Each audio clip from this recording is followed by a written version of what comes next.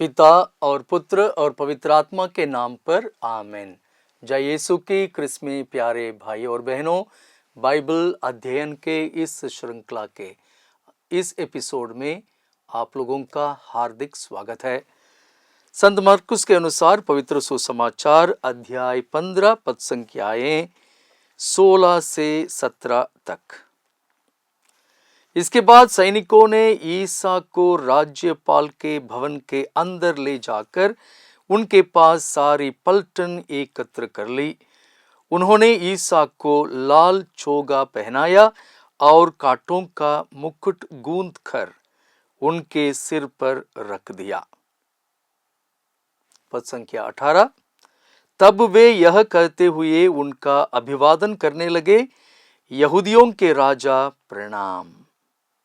भाई और बहनों, पिछले एपिसोड में हमने पोंतुस पिलातुस जो रोम सम्राट के राज्यपाल थे, गलीलिया के रीजन में, गलीलिया यहूदिया के प्रांत में उनके व्यवहार के बारे में सुना था।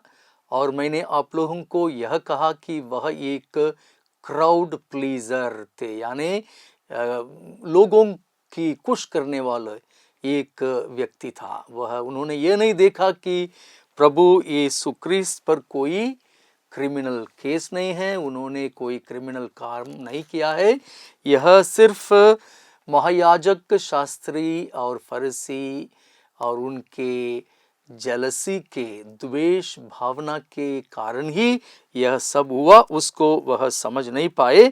शायद वह अपनी कुर्सी पर बैठे रहने के लिए और रोम साम्राज्य के खिलाफ, यहूदियों के खिलाफ नहीं जाने के लिए प्रभु यीशु क्रिस्त को हवाले कर दिया। और वे कांटों का मुकुट पहनाते हैं, लाल चोगा पहनाते हैं और सैनिक यहूदियों के राजा प्रणाम करके उनका अभिवादन करते हैं। और उसके बाद क्रूस का रास्ता शुरू हो जाता है। वे उन्हें क्रूस पर चढ़ाने के लिए शहर के बाहर ले चलते हैं, उस पहाड़ की ओर जिसे हम कहते हैं माउंट कलवारी पहाड़। और बहुत कम लोगों को पवित्र बाइबल में नाम और उनके बेटों के नाम के साथ जाने जाते हैं। बहुत सारे लोगों का नाम ही नहीं है। बड़े लोग जैसे निकोदेमुस, सिर्फ निकोदेमुस, महासभा के एक मेंबर, जोसेफ ऑफ अरिमथैया के यूस, उनको भी काउंसिल के महासभा के एक मेंबर, उसे ज़्यादा जानकारी नहीं है। परंतु हम इधर देखते हैं अध्याय 15 पद संख्या 21 में वे यानी सैनिक ईसा को क्रूस पर चढ़ाने के लिए शहर के बाहर ले चले। उन्होंने कुरेने निवासी सीमोन, सिकंदर और रूफस के पिता को, जो खेत से लौट रहा था, ईसा का क्रूस उठाकर चलने के लिए बाध्य किया। इतना इंट्रोडक्शन कुरेन निवासी सीमोन को दिया जाता है क्योंकि वह व्यक्ति प्रभु यीशु क्रिस्त को क्रूस लेकर जाने में उनकी मदद करता है। कलवारी पहाड़ी की और उस पवित्र क्रूस को ढोकर चलता है। वे धीरे धीरे उस जगह पर पहुंचते हैं जिसको हम गोलगोथा अर्थात खोपड़ी की जगह, वहां जाने के बाद वो क्रूस पर चढ़ाते हैं, गंध रस मिली अंगूरी पिलाते हैं और उसके बाद उनके कपड़े निकालकर इसको किनको मिलेगा तय करने के लिए चिट्ठी डालकर उन कपड़े को बांट लेते हैं। भाई और बहनों, इन सब चीज़ों को संत मत्ती विस्तार रूप से लिखते हैं। संत मार्कुस के पास उतना समय नहीं था, जल्दी जल्दी उन्हें लिखने के कारण बहुत सारे विषयों को वे नहीं देते हैं। संक्षिप्त रूप में जो बहुत ही आवश्यक है, सिर्फ उस इंफॉर्मेशन को हम ज़्यादा देते हैं। उसके बाद लिखा है कि क्रूस के ऊपर एक दोष पत्र लगाते हैं जिसमें लिखा है यहूदियों का राजा। इधर भी मैं आप लोगों को एक अच्छा इंफॉर्मेशन देना चाहता हूँ जो बहुत ही इंटरेस्टिंग है। बहुत ही इंटरेस्टिंग है। उसके पहले शायद आप लोगों को एक और इन्फॉर्मेशन करना अच्छा है जो हमारे लिए इस पद्य को समझने के लिए बहुत ही लाभदायक है। अध्याय 15 पद संख्या 25 में हम पढ़ते हैं, जब उन्होंने ईसा को क्रूस पर चढ़ाया उस समय पहला पहर बीत चुका था। ये क्या है पहला पहर? The first watch in English, the first watch in Hindi पहला पहर। हम दिन को 24 घंटे को दो भागों में बांटते हैं, दिन और रात या रात और दिन। करीब करीब 12 घंटे दिन के लिए, करीब करीब 12 घंटे रात के लिए। परंतु यहूदी दूसरे प्रकार का एक समय सारणी रखते थे। उनका दिन फॉर एग्जाम्पल 8 पहर, 8 पार्ट्स, और हर पहर में 3 घंटे का समय उन्होंने रखा था। सबसे पहले पहला पहर जिसको हम कहते हैं वो सनसेट से रात्रि को 9 बजे तक। सनसेट हम जानते हैं करीब करीब 6 बजे होता है, वो भी विंटर में एक समय और समर में दूसरा बहुत फर्क है, परंतु हम समझ लेते हैं सनसेट टू सनसेट 6 बजे और 9 बजे तक, इसको कहते हैं हम पहला पहर। दूसरी पहर 9 बजे से मिडनाइट 12 बजे तक, और तीसरा पहर मिडनाइट से सुबह बड़े सवेरे 3 बजे तक, और चौथा पहर 3 बजे से लेकर सनराइज तक। तो हम समझ लेते हैं कि सनराइज करीब करीब 6 बजे होता है, पर हमेशा नहीं, रोज थोड़ा 1 मिनट का फर्क तो पड़ता ही है।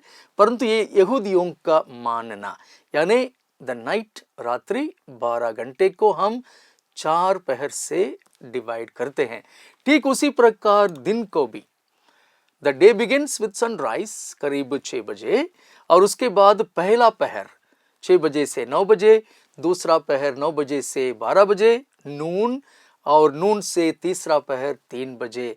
इसलिए क्रूस पर जब प्रभु यीशु अपना प्राण न्यौछावर करते हैं, अंतिम सांस लेते हैं, उसको हम 3 बजे, इसलिए तो डिवाइन मर्सी प्रेयर हम करते हैं दोपहर 3 बजे, और चौथा पहर 3 बजे से लेकर सनसेट तक, यानी फ्रॉम 3 o'clock to 6 o'clock, इस प्रकार वो कहते हैं। तो फिर ये पहला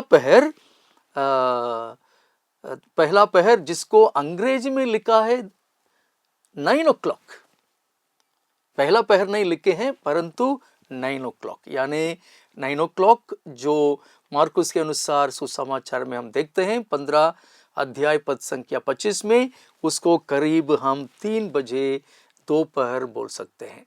अभी हम आते हैं the king of the juice. दोष पत्र में लिखा था यहूदियों का राजा, एकदम संक्षिप्त रूप में उसी को दोहराते हैं संत मत्ती अपने सुसमाचार में अध्याय 27 पद संख्या 37, चैप्टर 27 वर्स 37। लूकस भी अपने सुसमाचार में अध्याय 23 पद संख्या 38, चैप्टर 23 वर्स 38 में this is the king of the juice, यही है यहूदियों का राजा। परंतु बहुत बड़ा फर्क पड़ता है संत योहन के सुसमाचार में, जिसको हम देखते हैं अध्याय 19 पद संख्या 19। इधर क्या लिखा है? पिलातुस ने एक दोष पत्र भी लिखवा कर क्रूस पर लगवा दिया। वह इस प्रकार था, ईसा नाजरी, जीसस ऑफ नाजरेथ, यहूदियों का राजा। यहूदियों का राजा इन लैटिन INRI, येजुस नाजरेनुस रेक्स यूदेयोरुम, ईसा नाजरी, यहूदियों का राजा। तो ये फर्क आप लोग पूछ सकते हैं क्यों इतना फर्क है? जो परंपरा इन सुसमाचार लेखकों को मिला उसको उन्होंने लिखा है, या क्रिस्तीय समुदाय जिसने इस पवित्र सुसमाचार को लिखा है, वह समुदाय कलीसिया जो परंपरा उन्हें मिली, जो उन्हें सिखाया गया था, उसी को याद करके लिखते हैं, इसलिए ये फर्क हमें दिखाई देता है। परंतु एक चीज हम देखते हैं कि सभी ने प्रभु यीशु मसीह को एक राजा के रूप में देखा है। आगे बढ़ते हुए मैं आप लोगों के ध्यान का आकर्षण उस चीज में ध्यान देने के लिए आप लोगों का स्वागत करता हूं, जिसको हम अध्याय 15 पद संख्याएं 33 और 34 में देखते हैं। दोपहर से तीसरे पहर तक पूरे प्रदेश अंधेरा छाया रहा। तीसरे पहर यानी 3 बजे ईसा ने ऊंचे स्वर से पुकारा, एलोई एलोई लामा सबक्तानी। इंग्लिश में लिखा है एलोई एलोई लेमा सबक्तानी। इसका अर्थ है, मेरे ईश्वर तूने मुझे क्यों त्याग दिया है। ये एलोई एलोई यानी माय गॉड, यह अरमाइक भाषा जिसको प्रभु यीशु अपने घर में माता पिता, अन्य भाई बहनों के साथ, अन्य यहूदियों के साथ वार्तालाप करते थे, बातचीत करते थे, यह एक प्रकार का डायलेक्ट है, भाषा नहीं। आजकल भाषा और डायलेक्ट में ज़्यादा डिस्टिंग्विश नहीं करते हैं, कोई नहीं करना भी चाहते हैं। वह डायलेक्ट को भी भाषा के रूप में मान्यता देने के लिए ही वे मांगते हैं। इसलिए हम बोल सकते हैं कि अपनी मातृभाषा में प्रभु यीशु ईश्वर को पुकारा, मेरे ईश्वर तूने मुझे क्यों त्याग दिया। एक क्राई, एक लैमेंटेशन, क्योंकि प्रभु यीशु इस परिस्थिति में यह महसूस करते हैं कि वे अकेले हैं, अकेलापन, लोनलीनेस। इसलिए पूछते हैं कि तूने मुझे क्यों त्याग दिया। तो परंतु लोग जो आसपास में थे वो समझते हैं कि वे एलियस को बुला रहे हैं, और कोई दौड़कर पनसोक का खट्टी अंगूरी में डुबाकर सरकंडे में लगाकर उन्हें पीने के लिए देते हैं।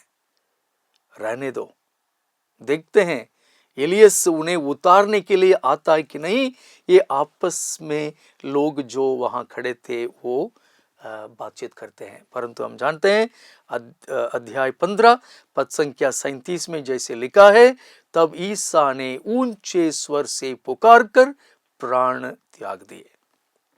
तुरंत संत मार्कुस यह लिखते हैं कि मंदिर में जो कपड़े थे, पर्दा थे, कर्टन थे, वह ऊपर से नीचे तक 2 भागों में फट जाता है, 2 टुकड़े हो जाता है।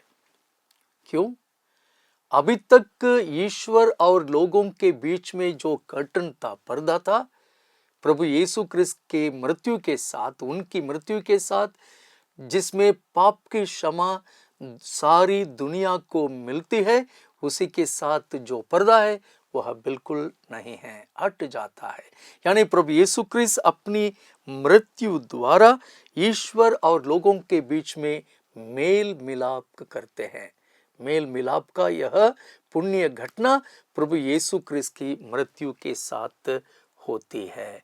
परंतु हम पढ़ते हैं संत मार्कुस के अनुसार सुसमाचार में अध्याय 27 पद संख्या 46, चैप्टर 27 वर्स 46 में हम पढ़ेंगे, एली एली लेमा सबक्तानी।